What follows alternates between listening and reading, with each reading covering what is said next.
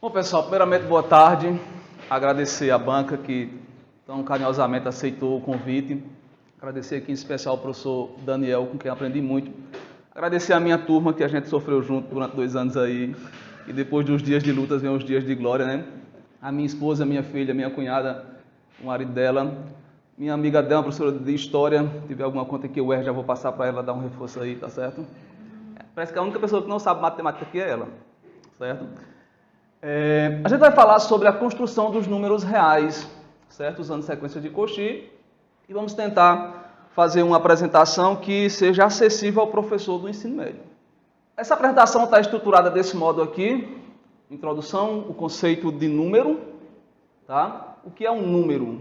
Parece uma pergunta boba, mas eu sofri com o professor Daniel para poder responder isso. Vamos passar aqui o corpo dos números racionais, vamos apresentar sequências de números reais e vamos finalmente fazer uma construção formal dos números reais, né? Vamos fazer aqui a construção do conjunto R, fazer as considerações finais e as referências, aqui como está a nossa estruturação. Aqui ficou repetido, isso aqui na verdade era um só, tá? Construção de R dos números reais. Enfim. O objetivo geral é apresentar uma justificativa formal e rigorosa da construção dos números reais por meio de sequências de Cauchy de números racionais, com uma linguagem e uma notação que seja acessível ao professor do ensino básico.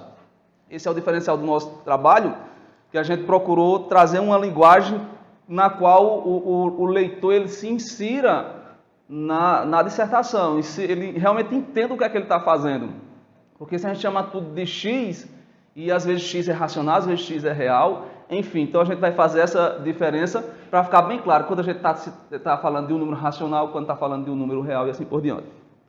Objetivos específicos, alguns aqui, é compreender o conceito de número numa perspectiva do professor e do estudioso de matemática e não do leigo, certo? Porque há de se fazer uma diferença, aquela matemática que, sei lá, uma pessoa, um pedreiro deve ter, conhecimento que um pedreiro deve ter, um arquiteto já tem até um conhecimento mais erudito, mas um pedreiro, enfim, uma cozinheira, uma professora de história, certo?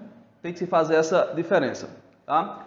Discutir como as definições de números racionais, irracionais e reais aparecem na BNCC, né? Como isso aqui é uma formação de professores, a gente não deve perder o foco lá do ensino básico. Então a gente vai partir lá do ensino básico e ver como é que o ensino superior, a matemática do ensino superior, pode auxiliar, pode nos ajudar a compreender aqueles assuntos que a gente ensina lá no ensino fundamental. Compreender que os números irracionais têm uma representação decimal infinita e não periódica. E construir o conjunto dos números reais de forma rigorosa por meio de classe de equivalência de sequência de Cauchy de números racionais. Então, vocês devem perceber que a gente constrói os inteiros por meio dos naturais, depois constrói os racionais por meio dos inteiros. E do mesmo jeito vai construir os reais por meio dos racionais. Tudo bem? E por fim a gente vai dar sentido às expressões decimais infinitas e não periódicas, que é exatamente aquilo que falta no conjunto dos números racionais. A organização do trabalho, isso aqui não é da apresentação, mas da dissertação em si, está dessa forma. No capítulo 1, motivação, objetivos e organização. No capítulo 2, o conceito de número, na BNCC, no livro didático, na internet, no cotidiano. No capítulo 3, trouxemos os principais resultados sobre corpos, porque a gente vai usar isso mais na frente, quando for construir o corpo dos números reais. No capítulo 4, fizemos uma abordagem sobre os números racionais. No 5, apresentamos alguns resultados sobre sequências numéricas, em especial as sequências de Cauchy, que vai ser a principal ferramenta que a gente vai usar na construção do corpo dos números reais. Finalmente, no capítulo 6, a gente vai construir o conjunto dos números reais. No 7, as considerações finais, referências, e fizemos aqui 3 apêndices sobre relações de equivalência, supremo e ínfimo, a propriedade arquimediana dos números reais, e os principais teoremas que a gente usou no decorrer da dissertação. O conceito de número. Lá na BNCC, eles sugerem que o aluno deve reconhecer que, uma vez fixado uma unidade de comprimento, existe um segmento de reta cujo comprimento não é expresso por um número racional. Como, por exemplo, daqui as medidas das diagonais de um polígono e a altura de um triângulo, quando se toma a medida da altura de um lado como unidade. Está se referindo aqui, na verdade, aos segmentos comensuráveis e não comensuráveis, né? E aqui que o nosso principal foco é reconhecer que o número irracional, reconhecer o número irracional como um número real cuja representação decimal é infinita e não periódica. E estimar a localização de alguns números na reta numérica. Tá? Então isso é o que sugere a BNCC, né? São habilidades lá do 9º ano do ensino fundamental, né? Tá aqui os códigos, ensino fundamental, 9º ano, habilidade 2 e habilidade 1, né? E os livros didáticos? Bom, aqui a gente fez uma análise com base neste livro aqui, que na verdade é escrito pelo Elon, pelo Morgado. Deu um trabalho danado achar esse livro na internet. Trouxe ele com medo, porque eu sabia que meu amigo Elon estaria por aqui. Então, vocês fiquem de olho aí, tá?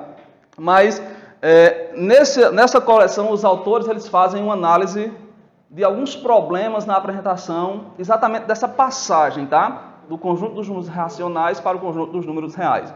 Então é um livro que eu aconselho todos lerem, porque quando você lê, você nunca mais vai ler um livro didático com a mesma visão. Você já começa a se lembrar do Elon, do Morgado, do Caminha, enfim. Aliás, acho que é o Pitombeira, né? Que escreveram Pitombeira, né? É um livro que todo professor deveria ler, tá? Bom, a gente verificou exatamente como que faz essa passagem. A gente analisou 4 coleções, sendo 2 de ensino fundamental e 2 de ensino médio, para analisar como que é feita essa passagem do conjunto dos racionais para o conjunto dos números reais. E uma falha que a gente encontrou, que inclusive é criticada pelos autores, é que eles usam o conceito de número real para definir número irracional e depois define número real usando o conceito de número irracional. Ou seja, como se ficasse em ciclo, usa uma coisa para definir outra, depois essa outra para definir a primeira. Certo? E praticamente todas as coleções, pelo menos as que a gente analisou, eles fazem isso. E tem coleção que sequer define o que é um número irracional. Dá alguns exemplos, raiz de 2, raiz de 3, pi, dá alguns exemplos, mas não define o que é um número irracional. Então isso foi o que a gente encontrou nos livros didáticos. Na internet é um pouquinho mais problemático, porque o livro didático ainda tem uma certa correção, tem equipe editorial, né? Na internet não tem, tá? E tem muita coisa errada. A gente analisou alguns sites e uma das coisas que a gente encontrou lá, que eu trouxe aqui, é a respeito das dízimas não periódicas, né? Que afirmava-se o seguinte, que eu tirei do jeito que estava lá, só copiei. Ao resolver essas raízes, a resposta vai ser uma aproximação, o que chamamos de dízima periódica. Aqui não sabemos o que ele está chamando de dízima periódica, se é a raiz, se é a aproximação, já ficou um pouco ambíguo, né? Aí ele mostrou aqui alguma aproximação para raiz de 2, raiz de 3. E aqui ele falou uma frase que não é verdade. A gente pode dar vários contra-exemplos. Note que a parte decimal é infinita e não existe período. Aí ele justifica por que não existe período. Ele diz, ou seja, uma sequência que faz com que a gente consiga prever o próximo número da parte decimal. E é por isso que chamamos esse número de dízima não periódica. Isso não é verdade. Se a gente consegue prever qual é o próximo dígito de uma expansão decimal, não quer dizer que esse número seja racional. Tá? E a gente pode dar um contra-exemplo. Por exemplo, esse número aqui, ó. Esse número é irracional. Inclusive, lá na dissertação a gente justifica porque que ele é irracional. A justificativa não é difícil. E você consegue prever qual é o próximo número? Imagina que a gente mantém esse padrão de crescimento. Tem o dígito 1, depois 0, depois 1, aí aparece o 0 duas vezes, e o 1, depois o 0 três vezes, e assim por diante. Então, claro que o próximo aqui é 0, aí vai aparecer o 0 5 vezes, aí aparece 1 e assim por diante. Tem até como a gente usar PA para dizer qual o termo geral desse negócio aí. Tá? Então, a gente consegue prever, saber qualquer dígito, e nem por isso esse número é racional. Tudo bem? E o conceito de número no cotidiano? No cotidiano, as pessoas elas não vão usar infinitas casas decimais. Você não vai ver um pedreiro dizendo que, sei lá, a diagonal daquela porta é raiz de 2. Na prática, o que eles fazem? Eles vão simplesmente aproximar e usar convenientemente. Aí vamos ver se aproxima para uma casa decimal, para 2, para 3, né? E a gente deve ficar atento para essa diferença, aquilo que o professor de matemática deve saber e aquilo que o leigo deve saber do conceito de número. Então, claro que deve ser uma ideia diferente, né? Por exemplo, se você divide 100 para 3, um leigo vai dizer que dá 33,3 ou 33,33, e o professor de matemática vai dizer que dá uma dízima periódica com infinitas casas decimais. Então, o professor de matemática, ele deve saber essa diferença, porque é o objeto de estudo dele. E agora vamos falar sobre o corpo dos números racionais. Lá na dissertação a gente fez um capítulo especificamente sobre corpos, os principais resultados, que é um corpo ordenado completo, corpo arquimediano, enfim, vários resultados sobre corpos que a gente fez lá na dissertação. Aqui não dá para trazer tudo porque a gente tem simplesmente só 50 minutos, tá? Então, aqui, uma definição bastante clássica, que a gente encontra em todo canto, nos livros, na internet, é essa definição usando a forma fracionária, né? O conjunto dos números racionais é dado pelo x da forma A sobre B, A e B inteiros, B diferente de zero. Tem um teorema que a gente provou lá, que diz que um número é racional somente se possui uma representação decimal finita ou infinita e periódica. A demonstração desse teorema oferece um método para encontrar a fração geratriz de uma expressão decimal. Quem é professor aqui do ensino básico faz isso com bastante frequência, né? Você tem uma dízima periódica e você usa ideias de equação, o sistema de equação, para conseguir encontrar qual é a fração geratriz, né? E uma parte que a gente viu que acabam não explicando é a volta. Se você divide dois números inteiros, por que sempre dá finito ou infinito e periódico? Você divide, sei lá, divide 1 por 7. Por que chega um momento que começa a repetir, ou então vai dar finito, vai dar uma expressão decimal finita? Esse resultado é simples, usa simplesmente o princípio das gavetas, né? Quando você divide por 7, você tem 7 possíveis restos. Então chega um determinado momento que vai dar um resto que já aconteceu e a partir daquele ponto começa a se repetir. Então, esse é um resultado que a gente provou lá. Quando você prova isso daqui, você consegue essas duas coisas aqui de tabela. Tá? Vamos agora falar da equivalência entre a representação decimal, tá, e a forma fracionária. Aqui a gente vai definir mais formalmente o que é uma expressão decimal em R. Tá? Então, uma expressão decimal é uma expressão do tipo A0,1 a 2AN, que a gente pode escrever como essa soma de frações decimais, né? Ou pode escrever como esse somatório aqui de forma mais simplificada. Tá? Aqui é importante que você fique atento que esse A0, ele mora em Z, é um número inteiro qualquer, pode dizer 33, aí vírgula alguma coisa. Mas após a vírgula, todos esses AIs aqui, eles moram nesse conjunto aqui. Ele é um dígito, ele é 0, 1, 2, até 9, para o I maior do que 0, tá bom? Se por acaso, a partir de um certo N0, todos os dígitos forem 0, então ela é dita uma expressão decimal finita. Tá? E caso contrário, ela é infinita. Então você pode ter, sei lá, 33,44 e você poderia 44,00000, então ela é dita finita. Tudo bem? Caso contrário, ela é dita infinita. Então isso aqui é uma dízima periódica qualquer, tá? É uma expressão decimal qualquer. A gente chama também de dízima periódica. Lá na dissertação a gente definiu também o que é uma dízima periódica, tá? Só que aqui o leitor deve ficar atento que, do jeito que eu defini aqui, eu posso assegurar que isso é um número racional? É claro que não. Só vai ser racional caso seja finita, né? Ou então se ela for periódica. Tudo bem? Então, só essa definição não garante que vai ser que vai definir um número racional. Por isso que a gente traz essa outra definição aqui. Tá? O conjunto Q a gente também pode... Aqui eu tenho que aprender a colocar aquele negocinho grande aqui, que botou até na dissertação. Eu não descobri como é que faz. Eu botei o barra left e não deu, mas enfim, eu vou tentar. Certo? Porque quando quebrava aqui, enfim, depois eu vejo. Aí, com essa definição aqui, sim, a gente garante que a gente vai ter um número racional, porque vai ser as expressões decimais, tá? Que tem uma representação decimal finita ou infinita e periódica. Ou seja, isso daqui agora vai ser racional. Tudo bem? E, na verdade, teorema 4.1, que fala que o número racional, se somente se tem uma representação decimal finita ou infinita e periódica, ele assegura que essas duas definições elas são, na verdade, equivalentes. Tá? Então, se você tem uma fração, você pode escrever como uma expressão decimal, pode escrever como frações decimais e ainda na forma de somatório, como vocês estão vendo aqui. Tá? O problema é quando você tem alguma coisa desse tipo aqui, que eu já justifiquei para vocês, a gente provou lá na dissertação, que isso daqui não é racional. Isso aqui não tem período, certo? Você pode escrever como essa expressão decimal, ó. Veja que aqui a gente percebe que esses expoentes aqui, ó, eles crescem em progressão aritmética de segunda ordem, né? Usando ideias de recorrência, meu amigo Hélio está ali que manja bem disso, né? A gente pode encontrar esse termo geral aqui.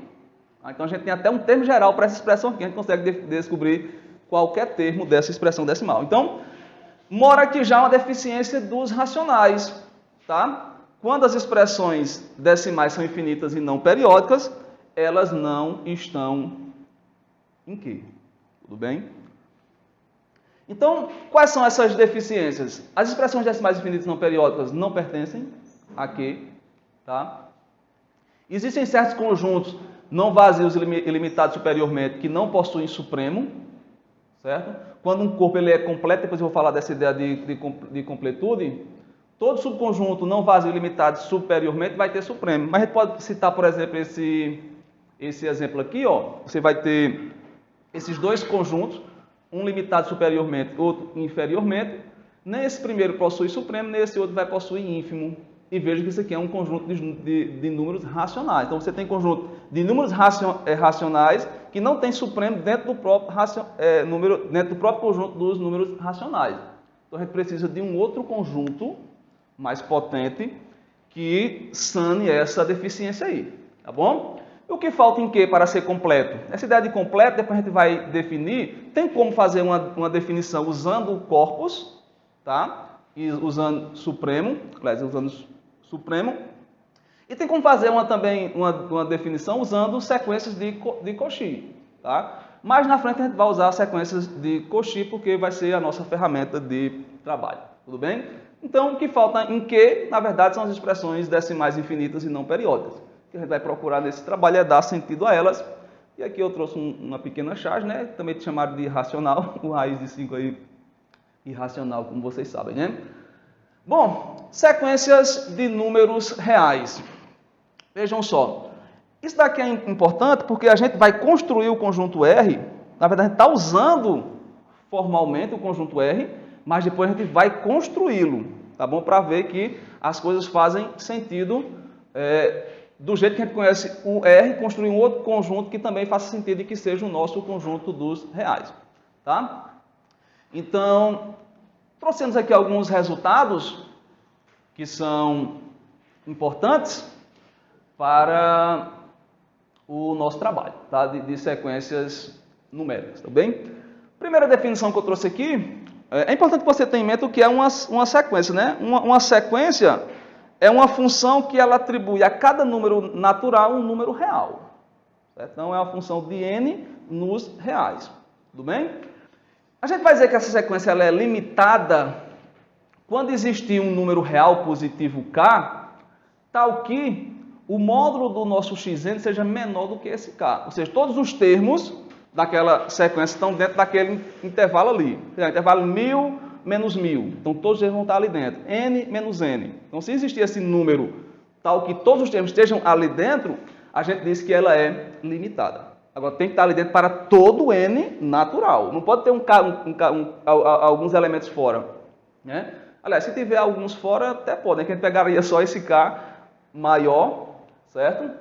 Mas não pode ter infinitos elementos fora. Então, tem que ter esse intervalo que abarque todos esses elementos aí dessa minha sequência xn, tá?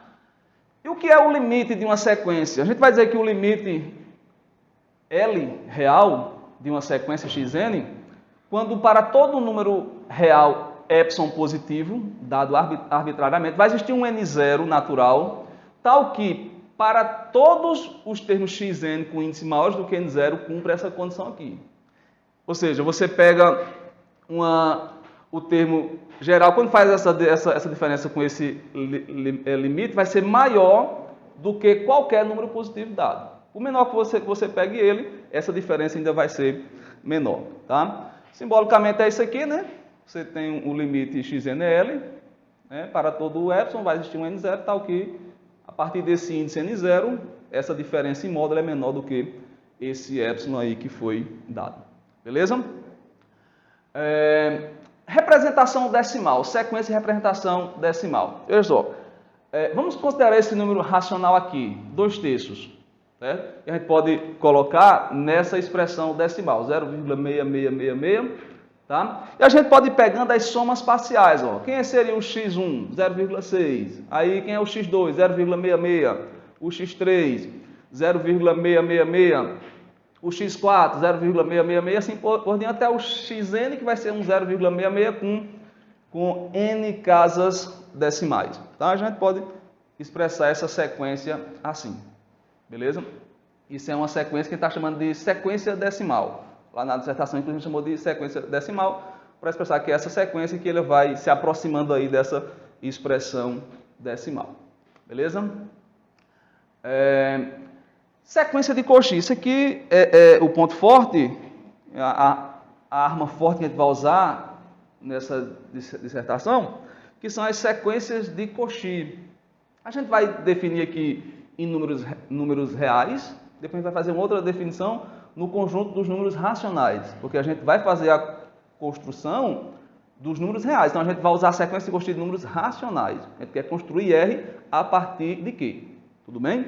Então o que é uma sequência de Cauchy? Uma sequência xn de elementos de R é dita de Cauchy se para todo epsilon positivo de R existir um n0 natural tal que para mn maior do que esse n0, essa diferença em módulo é menor do que esse epsilon.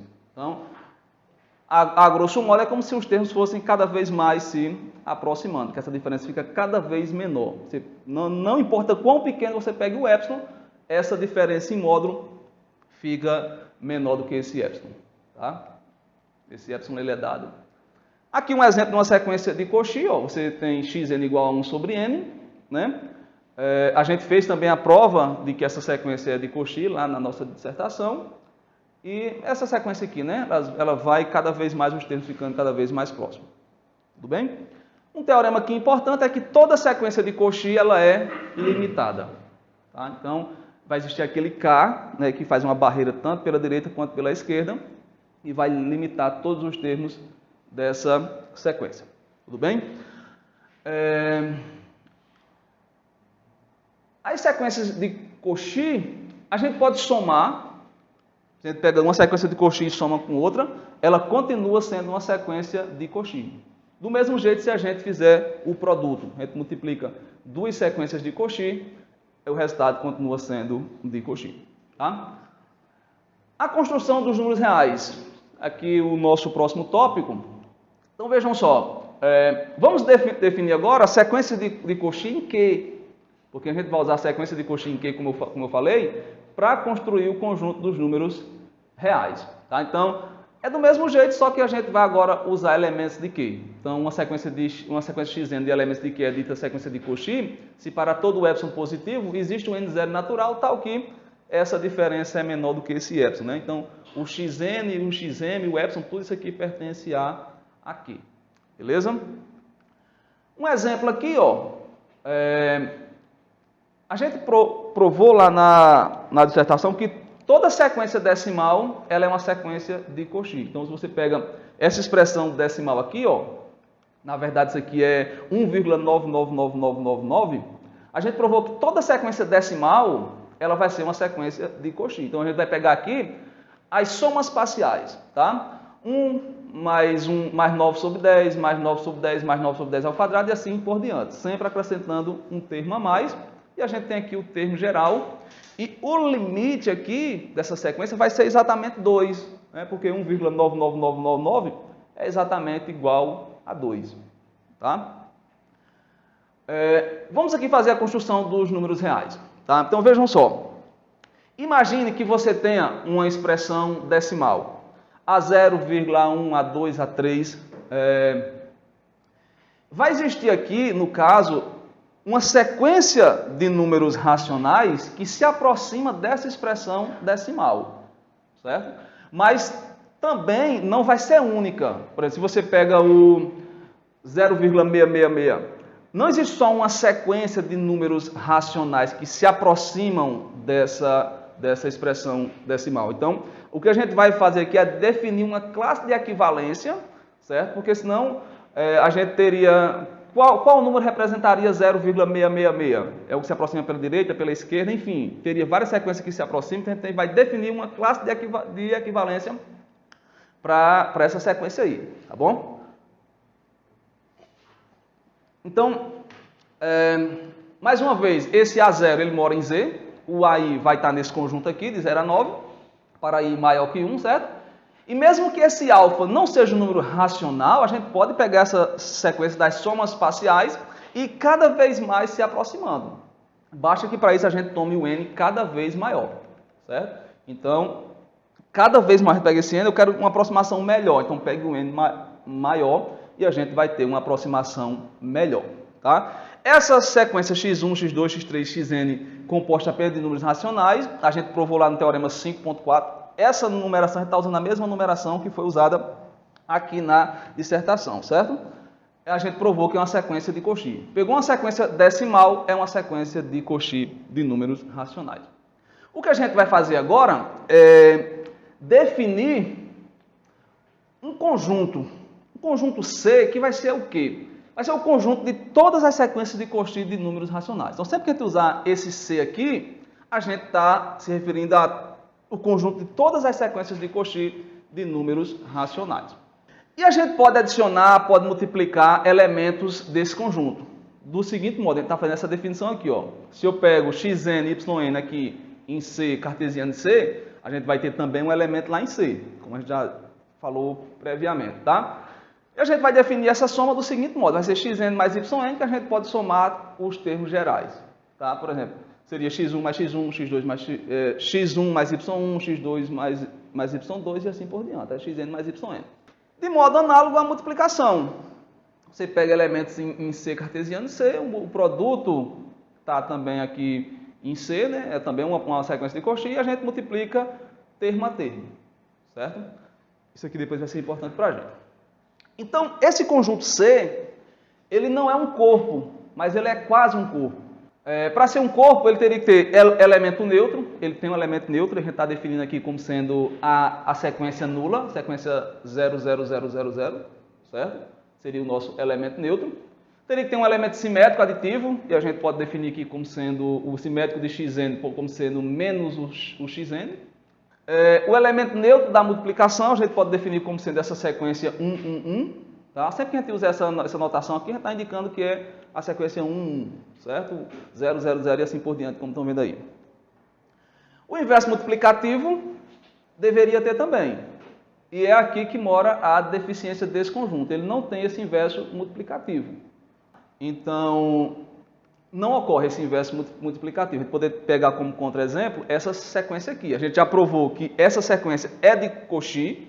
Quando a gente pegasse seu inverso multiplicativo, teria que ser também uma sequência de Cauchy, né? O inverso aqui vai ser 1 sobre n, e quando inverter fica n. Mas essa sequência não é limitada. Né? Ela não é limitada, como a gente viu que toda sequência de Cauchy é limitada, portanto, essa daqui especificamente não é uma sequência de Cauchy. Então, ou seja, tem elementos em C que não tem inverso multiplicativo. Tá? O conjunto C, na verdade, ele é um anel comutativo, que é um conjunto um pouquinho mais fraco. Tá? O corpo ele é um conjunto mais forte, digamos assim, né? Um anel comutativo, ele vai satisfazer todas as propriedades de anel, com unidade, elemento neutro, dá para definir soma, produto, etc.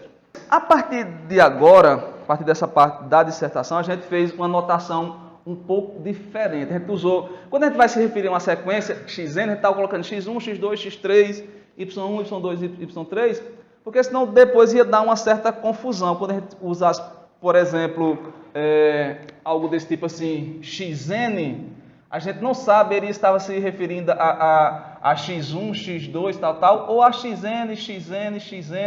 Então a gente teve essa dificuldade de Que elemento a gente está tratando? Então, e se eu gerar uma certa ambiguidade, aí a gente resolveu, não, quando estiver falando da sequência dessa forma, a gente vai colocar os termos mesmo, vai carregar um pouquinho a notação, mas a gente não vai ficar com dúvida de que, e o leitor também não vai ficar com dúvida de que termo a gente está se referindo. Tá? Então, dado duas sequências de Cauchy de números racionais, a gente vai dizer que elas estão relacionadas se a diferença dos termos gerais for zero. Ou seja, se o limite da xn for igual ao limite da yn. Então, se elas têm o mesmo limite, elas estão relacionadas. Aí aquele negócio que eu falei anteriormente. Você pega uma sequência de Cauchy, uma se aproxima de 2 por um lado, outra se aproxima por outro. Enfim, existem várias sequências que se aproximam de 2 e a gente tem que tomar a classe de equivalência dela que a gente vai definir posteriormente, tá bom? Essa relação que a gente definiu aqui, ela é uma relação de equivalência. A gente provou isso também na dissertação. Ela é simétrica, tem transitividade, né? Enfim, tem todas as características de uma relação de equivalência. E a gente vai definir a classe de equivalência dessas sequências. O que é uma classe de equivalência? É um conjunto, é o conjunto de todas as sequências que estão relacionadas com aquela sequência ali. A gente chama de classe de equivalência. Tá? E a gente agora vai pegar o conjunto quociente. Então, classe de equivalência é o conjunto de todas as sequências que estão relacionadas e o conjunto quociente é o conjunto de todas as classes de equivalência. Isso a gente vai chamar de um conjunto R-til. Se você pega duas sequências, são sequências de Cauchy tal que esse limite são iguais, então elas estão relacionadas, têm a mesma classe de equivalência. Tá? Isso significa que um mesmo elemento de R pode emitir vários representantes. Tudo bem? Por exemplo, a classe do zero. Toda sequência que vá para zero pertence à classe do zero. Do mesmo jeito, a classe do 1. Toda sequência que vá para 1 pertence à classe do 1. Está aqui alguns representantes. Tudo bem? Como é que a gente adiciona em R? Em R-til? Do mesmo jeito, semelhante como a gente fez lá em C. Ó. Vai a multiplicação, a soma dessa forma, a multiplicação dessa forma aqui. Uma definição agora, um corpo ele é dito completo se toda sequência de Cauchy converge nele. Toda sequência de Cauchy converge, ele é dito um corpo completo. Tem aqui um teorema que diz que um corpo K arquimediano ordenado e completo, então todo subconjunto não vazio de K limitado possui supremo.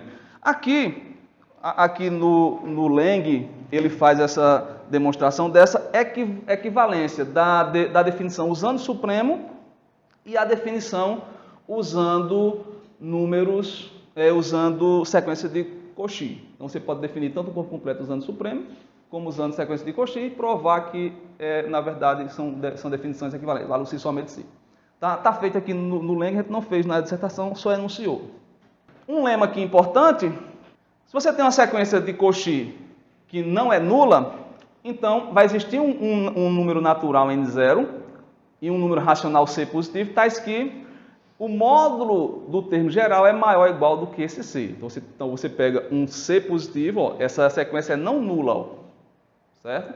E esse C é maior que zero, ó, então o módulo do termo geral vai ser maior do que C para todo C maior do que esse N0. O conjunto R é um corpo. O que faltava em C para ser um corpo era, na verdade, a presença do inverso multiplicativo. E em R, a gente consegue esse inverso multiplicativo. A gente fez a demonstração aqui na dissertação. R-til, né? R-til, não pode dizer R, não. Aqui em R, esse conjunto R vai herdar todas aquelas propriedades de C, de soma, elemento inverso, simétrico. Inverso multiplicativo é o que faltava em C. Então, a gente consegue construir uma sequência que seja de Cauchy, que multiplicada por aquele elemento de R, dê exatamente a classe do 1, né? Para que seja um inverso multiplicativo. Certo? Então, esse conjunto R vai ser um corpo. Um lema aqui importante é que, dada uma sequência de Cauchy, então vai ocorrer exatamente uma dessas três possibilidades. Ou essa sequência de Cauchy ela é nula, ou seja, é uma sequência que vai para zero, ou então vai existir um C racional positivo e um N0 natural tal que, a partir de um certo N0, todos os termos daquela sequência são maior do que aquele C. Você pega um C positivo. Então, pode ser até que antes, pode ser que tenha alguma quantidade finita de elementos que seja menor do que esse C. Mas a partir de um determinado N0, todos vão ser maior do que aquele C. Ou então essa outra possibilidade aqui, né? Vai existir um C também positivo, tal que o xn vai ser menor ou igual que menos C. Então, você vai ter o menos C, pode ser que tenha uns elementos que sejam maiores, mas a partir de um certo N0, todos os termos vão ser menor do que aquele menos C. A gente quer aqui, na verdade, mostrar que esse conjunto R, tio, ele é um conjunto, ele é um corpo ordenado. Além de ser ordenado, que ele é arquimediano e, finalmente, que ele é um corpo completo, para a gente fazer exatamente aquela comparação com o conjunto dos números racionais. A gente vai definir aqui um conjunto P, que vai ser o conjunto dos elementos x1, x2, x3, isso aqui é de R tio, ó. Veja que é a classe de equivalência dessa sequência é x1, x2, x3, certo, em R tio. Então, esse conjunto é tal que existe um C racional, C positivo, e um N0 natural, tal que o xn é maior ou igual que esse C para n maior ou igual que n0. Ou seja, é um corpo, é um conjunto que ele vai ter essa propriedade aqui, né? Ó. Tudo bem? Então, uma proposição aqui, o conjunto P define uma ordem em R. Ou seja, dado um elemento de R, uma e apenas uma das seguintes propriedades, das seguintes condições são satisfeitas. Ou esse elemento, ou a classe dessa sequência, ou ela é a classe do zero, ou ela pertence a P, né? Ou menos ela pertence ao conjunto P. Tudo bem? A gente vai usar essas notações aqui, ó, para quando dizer que ela pertence à classe do zero.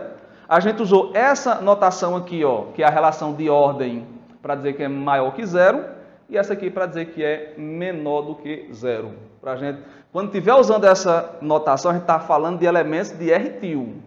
Quando a gente usa aquela notação convencional, a gente está falando de quê? Tá? Porque são coisas diferentes. Quando a gente está falando de R tio, é uma classe de equivalência de uma sequência de Cauchy. Quando a gente está falando de quê? É uma classe de equivalência de pares de números ordenados. Então, são coisas diferentes. Tá? O conjunto dos números positivos a gente vai indicar dessa forma, ó, tá? R tio mais, que vão ser os elementos de R tio, que são maiores que a classe do zero, e os negativos a gente vai indicar dessa forma aqui, tá? São menores do que a classe do zero. Tudo bem? Vejam que tudo vai convergindo lá para o conjunto dos números reais que a gente quer chegar. Vamos pensar em elementos positivos de R tio. Então, esse elemento aqui, ó, ele na verdade é a classe do 2, ele converge para o 2. Então, quando é que ele vai ser positivo? Se a gente conseguir um C positivo, C racional, certo? Tal que, a partir de um certo N0, todos os termos sejam maiores do que aquele C. Então, se a gente pegar C igual a 1, ó, já a partir do primeiro termo, todo mundo é maior ou igual do que 1. Então, a gente tem um C positivo, a gente diz que a classe de equivalência dessa sequência é maior do que a classe do zero. A gente pode ter alguns elementos negativos, ó, certo? Mas, a partir de um certo N0, aqui eu acho que é igual a 7, né? 1, 2, 3, 4, 5, 6. A partir do 7, ó, todo mundo já é maior ou igual a 3. Certo? 3 positivo. Beleza? Então, aqui a classe do 1, ela é também positiva, certo? Você pegar C igual a 1, então todos os termos vão ser maiores ou iguais a 1, certo? Então, vai ser essa classe dessa sequência aqui vai ser positiva. Tudo bem? Aqui, elementos negativos, ó, pode ser que tenha uns positivos, mas a partir de um certo N0, todo mundo vai ser menor do que aquele determinado C. Aqui eu peguei C igual a menos 0,1. Tá? Então, segue tudo lá pelo lema 6.5. Eu não coloquei ele aqui, mas a gente demonstrou aqui na dissertação. Tudo bem? Então, aqui também elementos negativos, ó, a ideia é exatamente a mesma. Tem que tomar só um cuidadozinho aqui, ó, porque se você tem uma sequência só de números positivos, não quer dizer que ela vai representar um elemento positivo. Que você pode pegar uma sequência que vá para zero. Certo? Então, o que vai acontecer é que se todos os termos são positivos, essa sequência vai ser maior ou igual a zero. Não necessariamente positiva, porque ela pode ir para o zero. Bom, vamos definir agora um módulo em RTIL. O que seria esse módulo em RTIL? A gente definiu um módulo com duas barrinhas para diferenciar exatamente do módulo em Q. Então, a gente vai definir semelhantemente, então agora define lá, ó, vai ser o próprio elemento se ele é maior que zero e vai ser menos ele se ele é menor que zero. Vale também a desigualdade triangular. Você tem dois elementos aqui somados em módulo, ó, vai ser menor ou igual do que você separar os módulos. Isso aqui vai ser importante, a gente vai usar um pouco mais à frente. O conjunto R é um corpo arquimediano, ou seja, valem essas propriedades aqui. Eu deixei até no quadro, a gente vai usar mais à frente. Ó. Então, se você tiver um epsilon positivo, percentual RTIL, e você pega um elemento qualquer de RTIL, vai existir um K natural tal que esse produto aqui vai ser maior do que a classe dessa sequência aqui. Tá? Do mesmo jeito, se você pega um epsilon positivo em RTIL, vai existir um Q racional, Q positivo, tal que a classe desse Q é menor do que o epsilon. Então, mesmo que você pega o epsilon muito pequeno, você consegue em Q, em Q mesmo, Q racional, um Qzinho, né, cuja classe dele é menor do que esse epsilon. E eu também o 3 aqui, você pega um elemento de RTIL, um epsilon positivo, então vai existir um número racional Q tal que essa diferença aqui, ó, a classe dessa sequência menos a classe dessa outra sequência aqui é menor do que esse epsilon. Sequências em RTIL. Como é que seriam essas sequências em RTIL? Você vai pegar, aqui são x1, x2, x3 maiúsculos, certo? Que pertence a esse conjuntão aqui RTIL. A gente vai dizer que essa sequência ela é convergente quando dado um epsilon positivo em RTIL, existe um L também em RTIL e um N0 natural, tal que para n maior que n0, essa diferença é menor do que esse epsilon que foi dado anteriormente. Então, veja que é semelhante como a gente define lá nos outros conjuntos.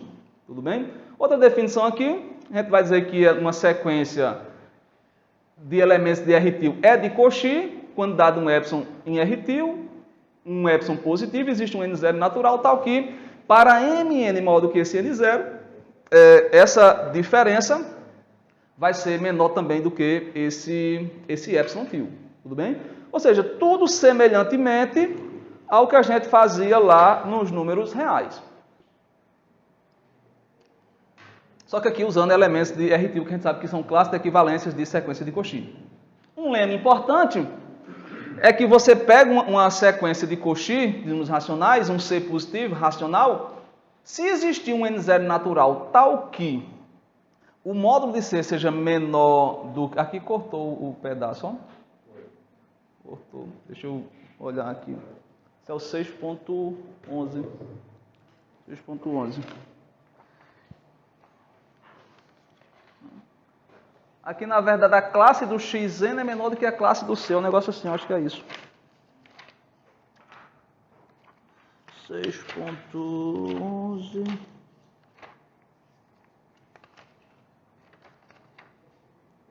O representante dele também é menor igual que o C.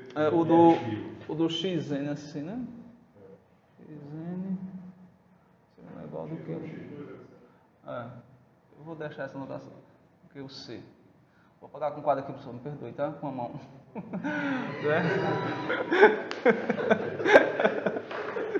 Certo? A gente pega... Então, se o módulo desse... Ó, agora vejam que aqui, ó, isso daqui é em Q. Por isso que é importante a gente ter uma notação diferenciada, porque isso aqui é em Q, isso aqui é em Q, aquilo ali já é em RTIL. Beleza? Vamos lá. Então, vejam só. Tem aqui um corolário, é o que já está escrito ali no quadro, certo? Esses daqui já estão no quadro, certo? Finalmente, a completude de R, de RTIL, né?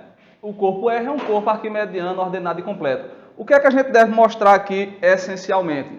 Que você pega uma sequência de Cauchy em RTIL, ela converge em RTIL. Beleza? Converge em RTIL. Vou passar um pouquinho do tempo, tá? Olha só. Pega uma sequência de Cauchy em R-til, ela tem que convergir em R-til. Qual era o problema de quê? Você pegava uma sequência de Cauchy de números racionais e ela não convergia em quê? Então, aqui a gente não vai ter essa deficiência. A demonstração é o seguinte, vamos pegar uma sequência qualquer. Pelo item 3 do teorema 6.9, esse aqui, por esse item aqui, então, aquela diferença é menor do que 1 sobre n, certo? Menor que 1 sobre n, porque ela é menor do que qualquer epsilon dado. Vai ser, em particular, menor do que isso aqui. Essa sequência aqui é uma sequência de Cauchy em R-til. Então, pela definição de sequência de Cauchy em R-til, vai existir esse epsilon positivo em R-til e esse n0 natural, tal que essa diferença é menor do que epsilon sobre 3. Tá? Porque epsilon sobre 3 positivo, então, de Cauchy, qualquer valor positivo que você fixe, essa diferença, a partir de um certo n0, ela vai ser menor do que esse valor positivo aqui. Tudo bem?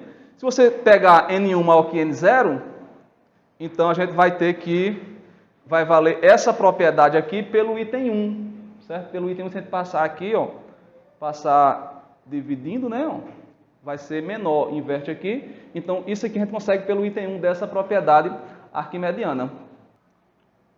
Então, para todos mn maior que n1, temos pela desigualdade triangular, que vai ser o teorema 6.8 da nossa dissertação, e por aquelas desigualdades que a gente mostrou anteriormente, está até no quadro, mas não teve espaço. Então, ó, o que é que eu vou fazer aqui? Essa primeira parte eu estou somando e subtraindo xn mais menos xn mais xn, menos xm mais xm, e o resto eu repito, né? O que eu vou fazer pela propriedade triangular, pela desigualdade triangular, é separar em módulos. Então, quando eu separo em módulo, eu ganho esse menor igual, certo? E pelas desigualdades lá em cima, ó, que a gente tinha antes, ó, vai ser menor que 1 sobre n, essa aqui vai ser menor que epsilon sobre 3, essa aqui 1 sobre n, né? E a gente tem também que essa daqui vai ser menor que epsilon sobre 3, acho que é a desigualdade 3 lá no slide anterior. Essa aqui eu repito, essa aqui também vai ser menor que epsilon sobre 3. Quando a gente somar, a gente consegue que é menor do que epsilon. O que é que eu ganho com isso? Eu ganho que essa sequenciazinha aqui, que é uma sequência, esses xm e xn são números racionais, né? Ela é uma sequência de Cauchy. Mas o que eu quero provar é o quê? É que é aquele x maiúsculo, né? x1, x2, x3 maiúsculo, que é de Cauchy. Então, eu provei que essa daqui é uma sequência de Cauchy em R-til. Então, pelo lema 13, que é esse lema aqui, ela vai convergir para esse elemento aqui, que é a classe de equivalência dessa sequência aqui. Pelo corolário 6.14,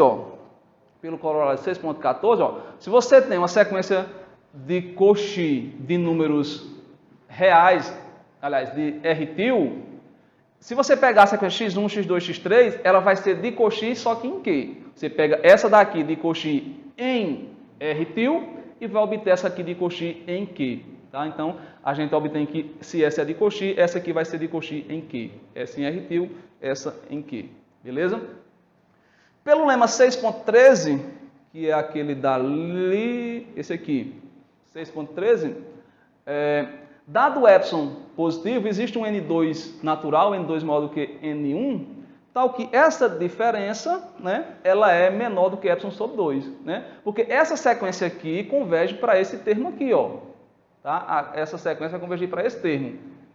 Então, qualquer epsilon positivo que eu pegue, essa diferença em módulo vai ser menor do que esse epsilon sobre 2. Em particular ali, epsilon sobre 2. Né? Pela desigualdade triangular, novamente, né, que é o teorema 6.8 da nossa dissertação, e aquelas desigualdades que a gente viu antes, a gente tem, que a gente pode abrir também aqui, ó, em duas desigualdades, ó, certo? Eu somei, subtraí aqui, cadê? Menos xn, né? Menos a classe do xn mais a classe do xn, então não altera, porque eu estou somando zero, na verdade, né? Isso daqui vai ser menor do que, cadê? Está lá no anterior, né? Vai ser menor do que epsilon sobre 2. E essa daqui, ó, é por essa própria equação aqui, certo? Então, quando eu somar, vai ser menor do que um determinado epsilon. Então, isso demonstra que essa sequência ela converge para esse termo aqui, que é um termo de R-til. Ó. Então, eu peguei uma sequência qualquer em R-til e mostrei que ela converge dentro de R-til. Então, segue pela definição de corpo completo que esse conjunto R-til é completo. Tá? Peguei uma sequência de Cauchy em R-til e ela converge em R-til. Como eu peguei ela de forma genérica, esse corpo ele é completo. Beleza? Como a gente pode usar, como é que pode interpretar os reais por meio desse número, desse R-til?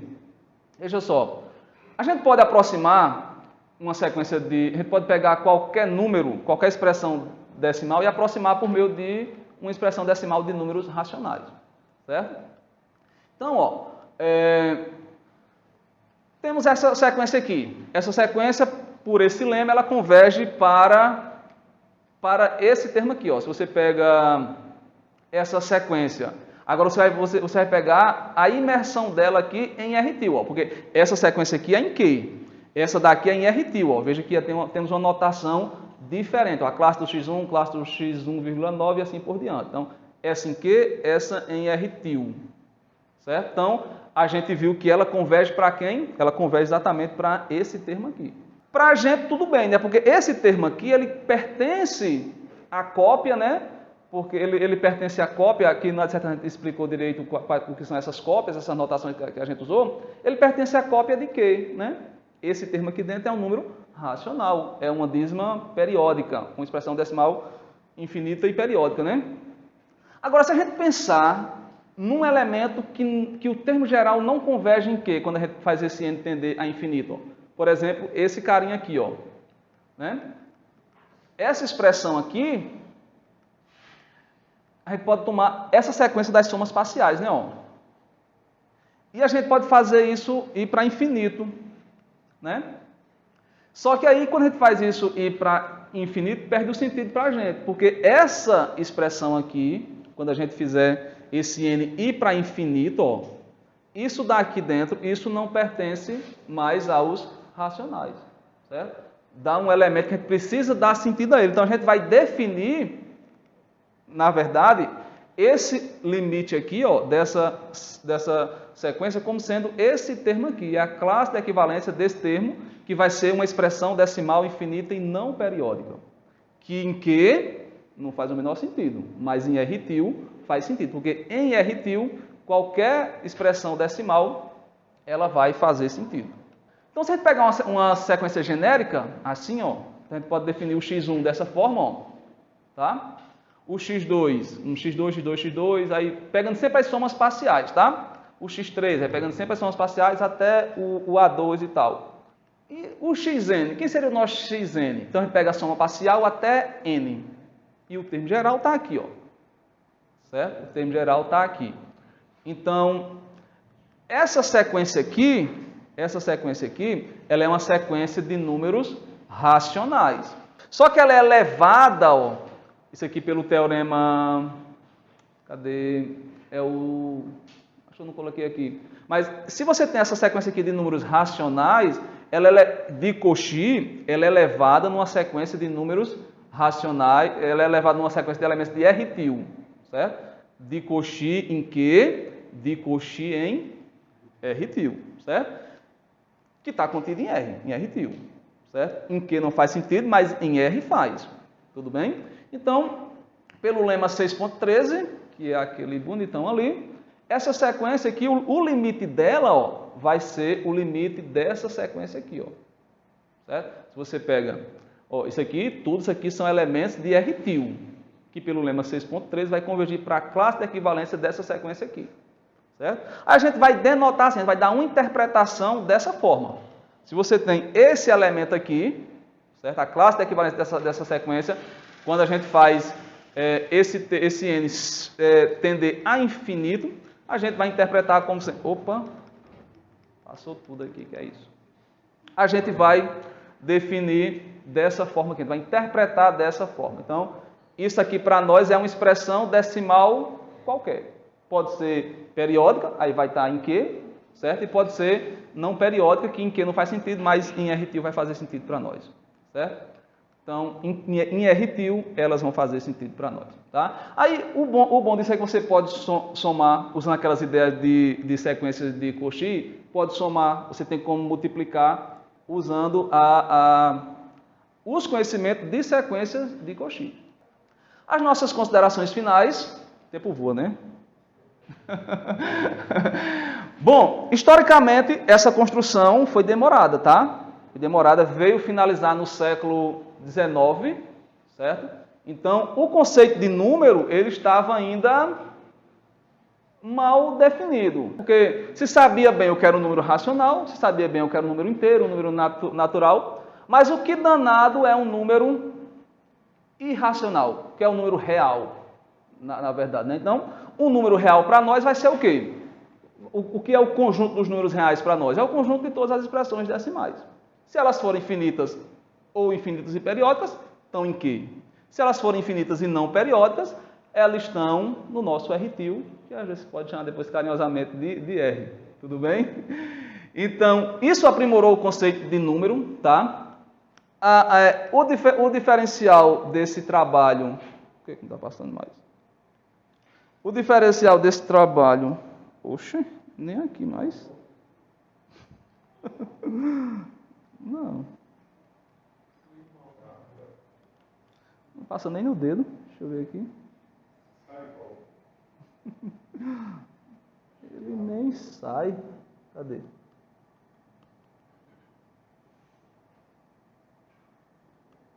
Vai agora. Então, o objetivo aqui foi a gente dar uma notação diferenciada, certo? Aqui não dá para a gente expor tudo, mas quem for ler vai ficar muito claro para vocês quando é que a gente está trabalhando, quando é que a gente está lidando com o número racional, quando não é um elemento de quê, quando que é. Porque a nossa própria notação ela é diferenciada, tanto na relação de ordem, quanto no módulo e os próprios elementos, tá bom? Então, acho que essa notação, porque a princípio, pode ser, rapaz, complica, eu até ficar discutindo com o Daniel, rapaz, isso vai dar bronca. Mas a gente percebeu que não adianta você ficar com aquela impressão de que entendeu porque a notação é simplificada. Você tem que realmente se imergir na construção daquele conjunto. E essa notação que a gente usou, ela ajuda bastante nisso.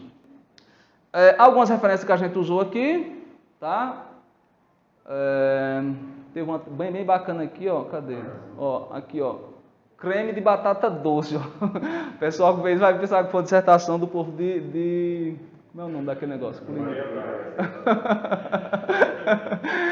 Certo?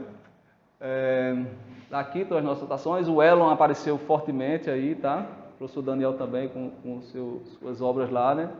Enfim, o professor Vandenberg, além de teoria dos números. Fomos buscar também algumas coisas lá nos sites dos Estados Unidos, em questão de placas, tomas, enfim. Até no Senado a gente foi, certo? E é isso, obrigado, tá, pessoal?